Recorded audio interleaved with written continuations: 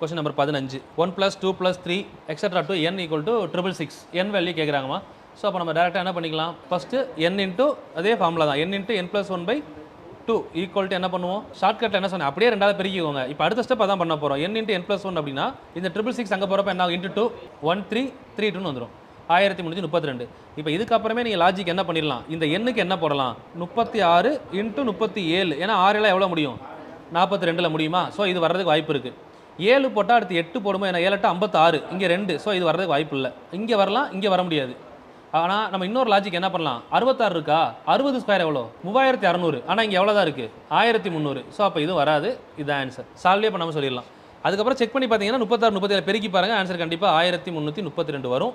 So option A is correct. சரிங்களா. இதுதான் என்ன சொன்னேன், டேரெக்டாக இங்கே ஆப்போசிட்டில் இருக்கிற 666 அந்த 666 எடுக்கும் போதே மைண்டில் என்ன பண்ணிடுறீங்க, ரெண்டால் பெருக்கிறீங்க 1332. வேறு எதுவுமே பண்ண வேணாம். இதை எந்த நம்பர் ஆப்ஷனில் எந்த நம்பர் கூட அடுத்த நம்பரை பெருக்கணும்னா இந்த ஆன்சர் வருதோ அதுதான் ஆன்சர்.